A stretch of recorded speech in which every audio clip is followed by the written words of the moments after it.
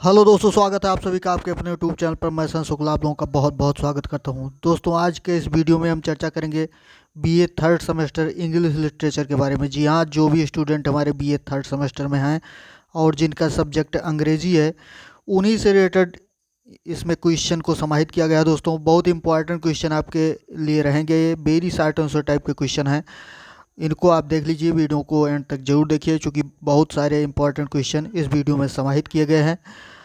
और वीडियो को शुरू करने से पहले दोस्तों, अगर जो भी स्टूडेंट हमारे अभी चैनल पर नए हैं या अभी तक सब्सक्राइब नहीं किए हो, सब्सक्राइब करके बेल आइकन प्रेस कर लें, ताकि ऐसे इंपॉर्टेंट वीडियो की नोटिफिकेशन उनको समय समय से मिलती रहे। तो आइए वीडियो को शुरू करते हैं और देखते हैं कौन सा इंपॉर्टेंट क्वेश्चन इस वीडियो में समाहित किया गया है। पहला क्वेश्चन यहाँ से देखते हैं दोस्तों, क्या है कि व्हाट इज़ प्रॉब्लम प्ले। जी हाँ, प्रॉब्लम प्ले क्या चीज़ है। Do you think that arms and the man is a problem play. क्या आप सोचते हैं कि जो आर्म्स एंड द मैन जो ये आपका प्ले है, नाटक जो आपका है, ये एक प्रॉब्लम प्ले है। या प्रॉब्लम प्ले का मतलब दोस्तों समस्या परक नाटक जिसको आप कह सकते हैं।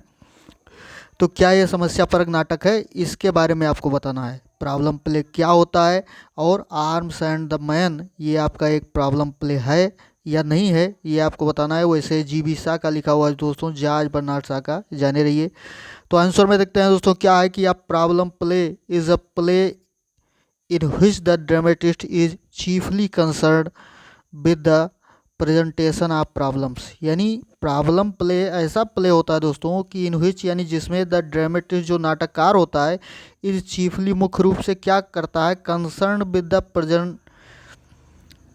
Of problems. वो जो प्रॉब्लम्स हैं, समस्याएं हैं, चाहे वो जिस मतलब सामाजिक समस्याएं हों या डॉवरी से संबंधित कोई भी समस्या हो, तो इस तरह की समस्याएं इस नाटक में प्रेजेंट की जाती हैं। तो समस्याओं को प्रस्तुत करने में ही मतलब करने का ध्यान देता है। तो ये होता है प्रॉब्लम प्ले, यानी जिसमें नाटककार जो है समस्याओं को प्रस्तुत करता है, समस्याओं को उजागर करने का प्रयास करता है, चाहे सोशल प्रॉब्लम्स हो चाहे जिस तरह की प्रॉब्लम्स हो, तो वो होता है प्रॉब्लम प्ले। आगे देखते हैं, in arms and the man, यानी आर्म्स एंड द मैन जो नाटक आपका है, द ड्रामेटिस्ट यानी नाटककार has printed the problem of love and वार। इसमें क्या करता है दोस्तों, आर्म्स एंड मैन में जो नाटककार है यानी जीवी शाह जो हैं, वो किन समस्याओं को, लव एंड वार यानी प्रेम और युद्ध की समस्या को उजागर करते हैं, चित्रित करते हैं दोस्तों।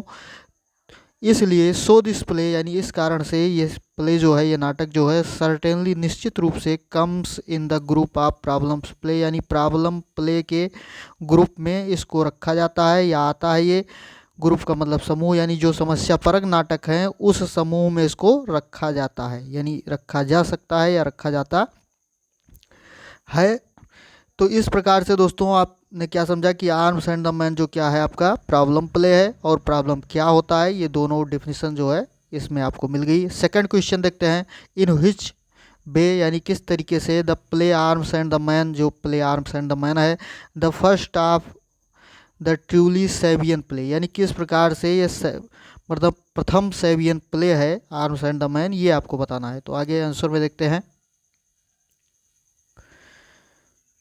आंसर में जीबी शाह, देखिए दोस्तों, जीबी शाह यानी उन्हीं की बात आई। एस जीबी शाह यानी has got failure to make an impact on literary world through his previous work, यानी अपने प्रीवियस वर्क यानी अपने प्रारंभिक कार्यों से, अपनी रचनाओं से जीबी शाह साहब जो थे वो क्या थे कि लिटरेरी वर्ल्ड यानी साहित्यिक संसार में अपना इम्पैक्ट बनाने में, प्रभाव बनाने में, इम्पैक्ट डालने में गॉड फेलर यानी उनको असफलता प्राप्त हुई थी। यानी प्रथम रचनाओं में जीबी शाह साहित्यिक संसार पर अपनी पकड़ या अपना प्रभाव नहीं बना पाए थे। आगे देखते हैं, सा एडॉप्टेड अ ह्यूमरस एंड बिटी अप्रोच। तो उन्होंने क्या किया कि एक विनोदी और मतलब मनोरंजक टाइप का या हास्यप्रद कह सकते हैं आप, इस प्रकार का गुण उन्होंने अपनाया। Approach to the play arms and the man, यानी आर्म्स एंड मैन में इस तरह के उसको प्रस्तुत किया, इस तरह की विचारधारा या उसको मतलब शैली को, स्टाइल को प्रस्तुत किया। Which proved to be an excellent piece of work, जो क्या हुआ कि मतलब एक बहुत ही अच्छी रचना सिद्ध हुई, साबित हुई, जो बहुत ही अच्छी रचना साबित हुई, या ये यूज़ जो उनका था उसमें प्ले में, नाटक में, ये बहुत ही ज़्यादा सही साबित हुआ। Truly speaking it is the first Shavian play, यानी वास्तव में कह सकते हैं कि ये प्रथम सैबियन प्ले है। यानी कौन सा? Arms and the man. Next question देखते हैं दोस्तों। Write a note on the use of irony in the play arms and the man. यानी आर्म्स एंड द मैन जो आपका ये प्ले है, इसमें जो व्यंग का यूज हुआ है, ईरानी का यूज हुआ है, व्यंग का यूज हुआ है, उसको आप लिखिए। इस पर एक नोट लिखिए, लेख लिखिए। आंसर में देखते हैं कि टाइप्स ऑफ ईरानी, यानी ईरानी के प्रकार जो हैं, which are employed by dramatist, जो ड्रामेटिस्ट के द्वारा यूज किए गए हैं इसमें। All are following verbal irony. वो ज़्यादातर क्या थी दोस्तों? वर्बल ईरानी, यानी मौखिक व्यंग ही आप कह सकते हैं कि मौखिक व्यंग ही था। ज़्यादातर जो इसमें यूज किया गया है राइटर के द्वारा, ड्रामेटिस्ट के द्वारा, यानी जी.बी. शाह के द्वारा जो इस नाटक में यूज किया गया है, वो क्या है? मौखिक ईरानी है, यानी मौखिक वर्बल ईरानी, यानी मौखिक व्यंग जिसको आप कह सकते हैं। आगे देखते हैं। It is the use of language, यानी यह भाषा का प्रयोग ही है। That has an inner meaning, यानी जिसमें जो है इनर मीनिंग, जो आंतरिक अर्थ है, फॉर आ प्रिविलेज्ड ऑडियंस, यानी जो विशेषाधिकार रखने वाले ऑडियंस हैं, श्रोता हैं, उनके लिए इनर मीनिंग है। And other meaning, outer meaning, outer meaning बाहरी मीनिंग होती है, अर्थ होता है फॉर द स्पीकर, यानी वक्ता के लिए, as well as for the person address are concern, अथवा जिन व्यक्तियों को संबोधित किया जाता है या जिन व्यक्तियों के बारे में बताया जाता है, तो उनके लिए क्या होता है कि ये मतलब उसका एक बाहरी अर्थ होता है। यानी जो स्पेशल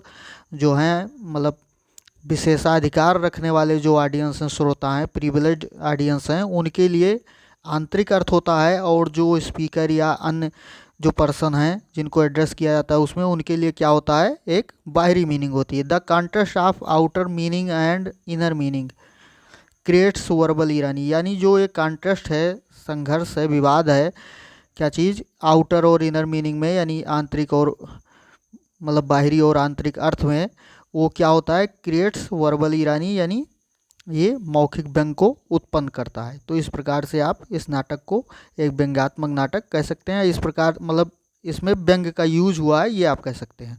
आगे देखते हैं क्वेश्चन नंबर। अगला क्वेश्चन है कि what are the chief characteristics of Eliot's poetry. जी हाँ, एलियट, टी.एस. एलियट जो आपके अगले नाटककार हैं इस आपके कोर्स में, यानी बीए थर्ड सेमेस्टर में, इनका मर्डर इन द कैथेड्रल जो है, ये आपके कोर्स में है।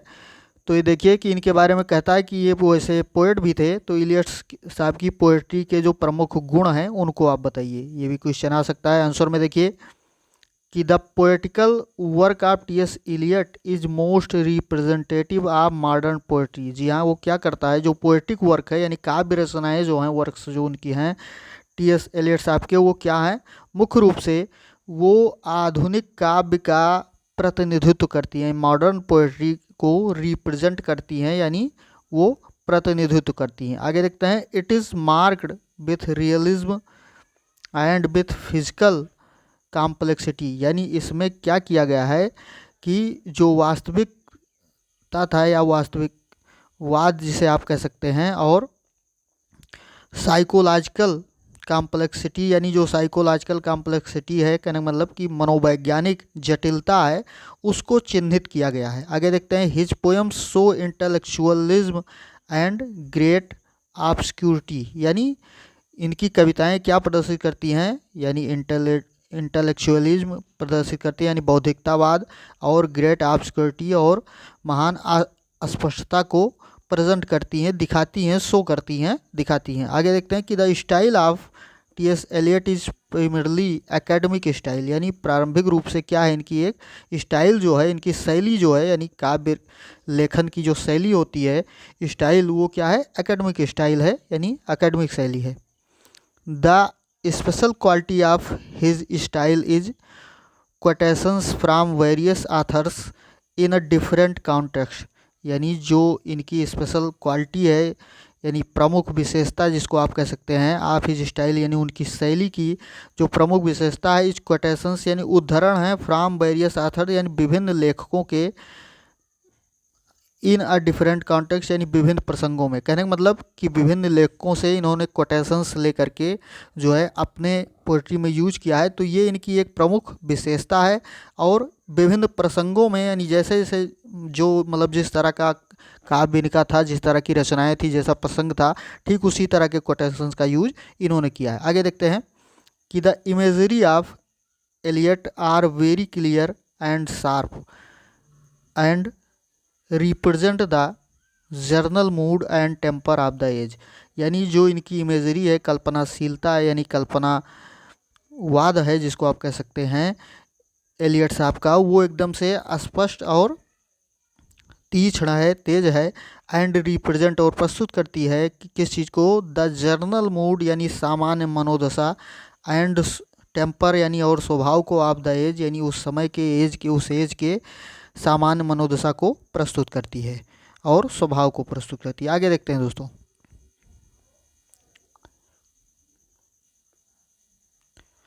अगला क्वेश्चन है write a short note on importance of the tempters in the murder in the cathedral. यानी मर्डर इन द कैथेड्रल जो आपका टी.एस. एलियट साहब का जो ड्रामा है, इस ड्रामा में कह रहा है, क्या चीज़ का पूछ रहा है कि राइट अ शॉर्ट नोट, एक छोटा सा लेख लिखिए, इम्पॉर्टेंस यानी महत्व पर, द ऑफ द टेम्पटर्स यानी जो मतलब हत्या के लिए प्रलोभन देने वाले लोग थे, प्रलोभित करने वाले लोग थे, उनको आप उनके मतलब क्या करिए कि उनके ऊपर, उनके महत्व पर एक नोट लिखिए, एक लेख लिखिए। क्वेश्चन आंसर देखिए दोस्तों, it is necessary to mention यानी ये मेंशन करना, ये वर्णन करना, बताना अनिवार्य हो जाता है, नेसेसरी हो जाता है, दैट द राइटर की लेखक जो है हैज़ गिवन इम्पॉर्टेंस यानी वो इम्पॉर्टेंस देता है, महत्व देता है, टू द टेम्पटर्स यानी प्रलोभन, हत्या में प्रलोभन देने वालों के को, बाई इंक्लूडिंग देम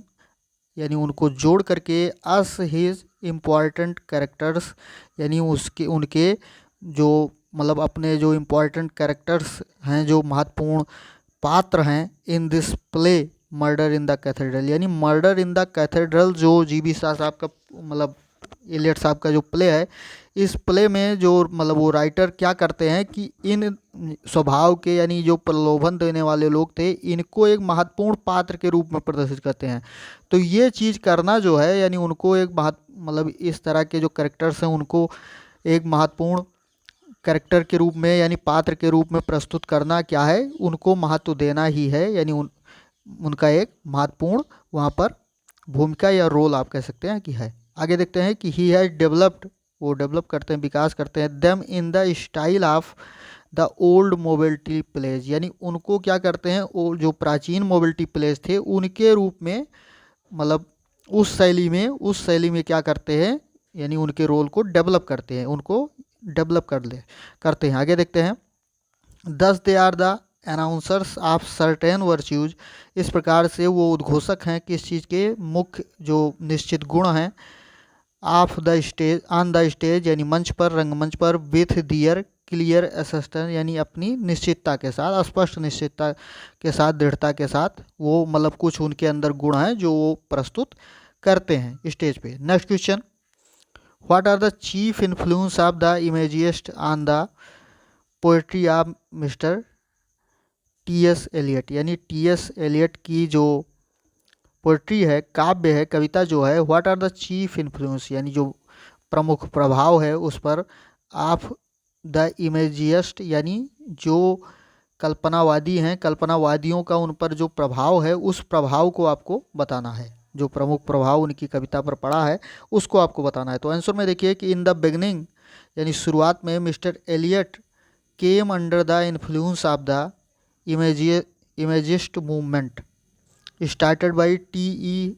होल्मे यानी प्रारंभ में, इन द बिगनिंग यानी प्रारंभ में एलियट साहब क्या हुआ, केम आए, अंडर द इन्फ्लुएंस यानी प्रभाव में, ऑफ द इमेजिस्ट यानी जो कल्पनावादी थे, कल्पनावादी मूवमेंट अर्थात कल्पनावादी आंदोलन के प्रभाव में आए, स्टार्टेड बाई जो शुरू किया था किसके द्वारा, टी.ई. हुल्मे के द्वारा जो शुरू किया था। यानी प्रारंभ में जो टी हुल्मे के द्वारा जो मतलब कल्पनावादी आंदोलन शुरू किया था, तो इलियट साहब उसके प्रभाव में आए। आगे देखते हैं कि the early works of mister Eliot and the other poets of the 1930 clearly show the influence of the imagist movement. यानी जो प्रारंभिक रचनाएं हैं एलियट साहब की या अदर पोएट्स अन्य कवियों की रचनाएं हैं ऑफ द 1930 यानी 1930 के लगभग की जो लेखकों की रचनाएं हैं, क्लियरली स्पष्ट रूप से दिखाती हैं, क्या दिखाती हैं, द इन्फ्लुएंस यानी प्रभाव ऑफ द इमेजिस्ट